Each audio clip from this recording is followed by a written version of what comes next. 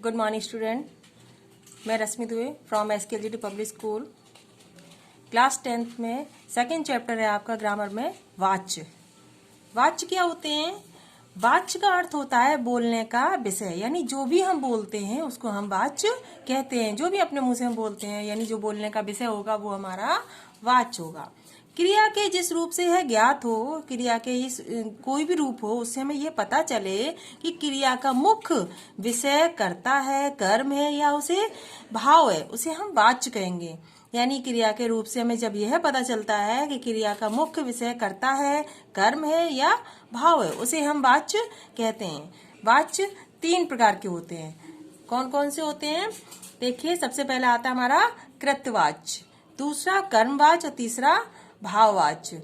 वाच्य 3 प्रकार के होते हैं: कृतवाच्य, कर्मवाच्य और भाववाच्य। कृतवाच्य क्या होते हैं? कृतवाच्य वह होते हैं जिसमें कर्ता की प्रधानता होती है, उसे हम कृतवाच्य कहते हैं। इसमें क्या होता है? इसमें सकर्मक तथा अकर्मक दोनों प्रकार की जो भी क्रियाएं होती हैं, यानी सकर्मक क्रिया भी होगी और अकर्मक क्रिया भी होगी, दोनों प्रकार की क्रियाओं का प्रयोग किया जाता है। जैसे राम फल खाता है, बच्चा सो रहा है। सकर्मक क्रिया क्या होती है? सकर्मक क्रिया होती है जिसमें हमें कर्म की आवश्यकता होती है। अकर्मक क्रिया वह होती है जिसमें कर्म की आवश्यकता नहीं होती है। तो जैसे जिसमें कर्ता की प्रधानता होगी वह हमारा कृतवाच्य होगा, लेकिन इसमें सकर्मक तथा अकर्मक दोनों प्रकार की क्रियाएं होंगी। जैसे राम फल खाता है, फल क्या है? फल हमें कर्म है, तो हमें ये पता चल रहा है राम क्या कर रहा है? राम खा रहा है, लेकिन खा रहा है तो क्या खा रहा है? फल खा रहा है। बच्चा सो रहा है, ये इसमें हमें पता नहीं चल रहा है कि बच्चा कहाँ सो रहा है, इसमें सिर्फ यह पता चल रहा है कि बच्चा क्या कर रहा है। तो यहाँ पर ये हमारा हो गया सकर्मक, ये हो गया हमारा अकर्मक। अब दूसरा पार्ट है हमारा कर्मवाच्य। कर्मवाच्य क्या होता है? कर्मवाच्य में कर्म की प्रधानता होती है, कृतवाच्य में कर्ता की प्रधानता होती है और कर्मवाच्य में कर्म की प्रधानता होती है। कर्मवाच्य में केवल सकर्मक क्रियाओं का प्रयोग किया जाता है। कर्मवाच्य वह होगा जिसमें सिर्फ सकर्मक क्रियाओं का प्रयोग किया जाता है। जैसे सचिन के द्वारा 100 रन बनाए गए। इस वाक्य में हमें सबसे ज्यादा यह ध्यान रखना है, जब हम कर्मवाच्य बनाते हैं तो कर्मवाच्य बनाने के लिए से या के द्वारा का प्रयोग किया जाता है। से का प्रयोग किया जाता है या के द्वारा का प्रयोग किया जाता है। इन दोनों चीजों का प्रयोग करके हम वाक्य को कर्मवाच्य में बनाते हैं, परिवर्तित करते हैं। तब भी इस बात का हमें ध्यान रखना होगा। और जब हमारा कर्मवाच्य होगा तो उसमें ये 2 चीजें आपको अवश्य मिलेंगी, जिसमें से होगा या के द्वारा अवश्य लिखा होगा।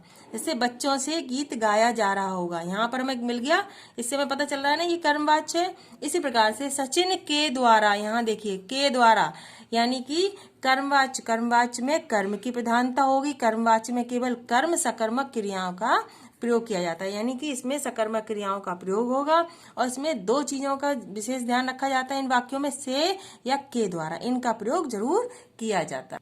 अगला है हमारा भाववाच्य। भाववाच्य क्या होते हैं? भाववाच्य वह होते हैं जिसमें भाव की प्रधानता होती है। भाववाच्य में केवल अकर्मक क्रियाओं का प्रयोग किया जाता है। भाववाच्य में सबसे बड़ा मुख्य है क्या है कि भाव की प्रधानता होगी, मुख्य होगा भाव।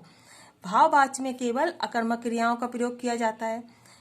जहाँ वाच्य बिंदु ना तो कर्ता हो और ना ही कर्म, बल्कि क्रिया का भाव हो, उसे हम भाववाच्य कहते हैं। यानी इसमें ना तो कर्ता होगा और ना ही कर्म, लेकिन जो क्रिया की प्रधानता होगी वो किसकी होगी? भाव की होगी। इसलिए यहाँ पर हम इसको क्या कहेंगे? भाववाच्य कहेंगे। जैसे रोगी से चला नहीं जाता, अब चला जाए, यानी एक तो कार्य करने में असमर्थता व्यक्त की जाती है, उस कार्य को करने में भाव दिखाया जाता है। यानी अब रोगी से चला नहीं जाता, यह असमर्थता व्यक्त कर रहा है, इसमें रोगी का भाव दिख रहा है कि रोगी ऐसा काम करने में सक्षम नहीं है।